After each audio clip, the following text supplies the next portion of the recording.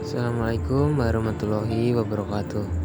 Perkenalkan, saya Andika Nugroho Saputro. Di sini saya akan memaparkan tentang konsep dasar perangkat kinerja dan program BK. Yang pertama ada pengertian perangkat kinerja BK. Menurut KBBI tahun 2012, perangkat adalah alat perlengkapan, sedangkan kinerja adalah kemampuan kerja. Dari gabungan kedua kata tersebut, maka akan didapatkan bahwa perangkat kinerja adalah alat perlengkapan yang digunakan untuk menunjang kemampuan dalam bekerja. Terkait dengan bidang BK, maka pengertian perangkat kinerja BK adalah alat perlengkapan yang patut dimiliki oleh guru BK untuk menunjang kemampuannya dalam menjalankan tugas. Dan berikutnya ada pengertian program BK. Apa sih program BK? Pengertian program bimbingan dan konseling adalah rancangan mengenai kegiatan BK yang bertujuan untuk membantu peserta didik agar mampu memahami dirinya sendiri, mengenal lingkungan, dan merencanakan masa depan. Selain itu, peserta didik juga diharapkan agar dapat menyelesaikan masalahnya secara mandiri dan mampu mengembangkan potensinya secara optimal. Nah, di sini masih seputar program BK.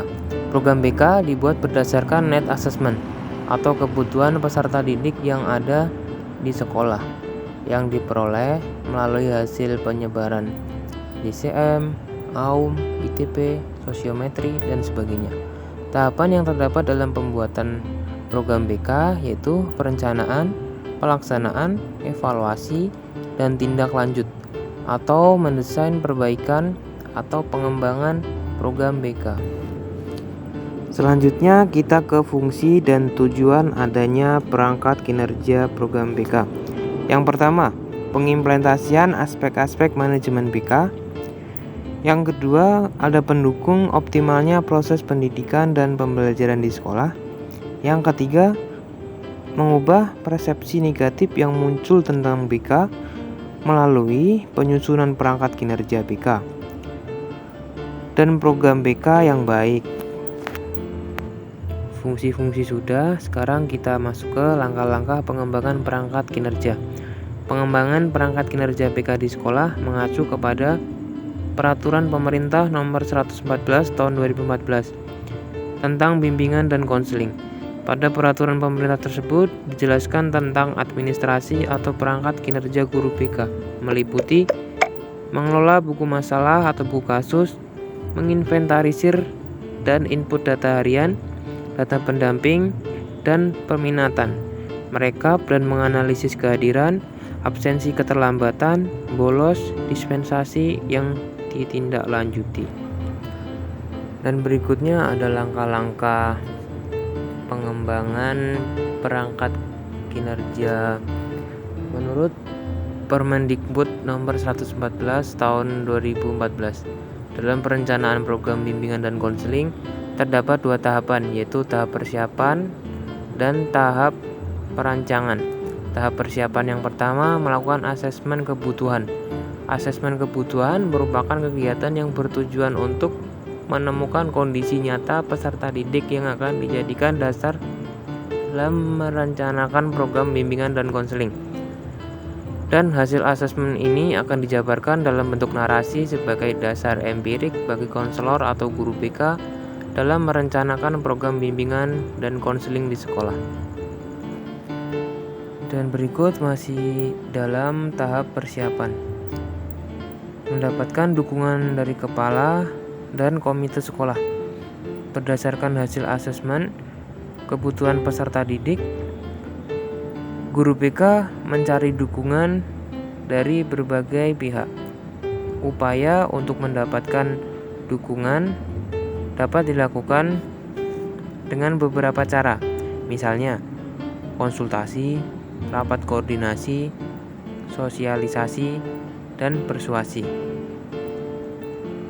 Masih di tahap persiapan juga. Di sini kita menetapkan dasar perencanaan program. perencanaan, layanan bimbingan dan konseling didasarkan pada landasan filosofis dan teoritis, berisi keyakinan filosofis, dan harus dilayani dengan penuh perhatian. Setiap peserta didik dapat meraih keberhasilan. Untuk mencapai keberhasilan dibutuhkan upaya kolaboratif. Program BK dimaksudkan untuk memenuhi kebutuhan-kebutuhan setiap peserta didik. Dan selanjutnya ada tahap perancangan.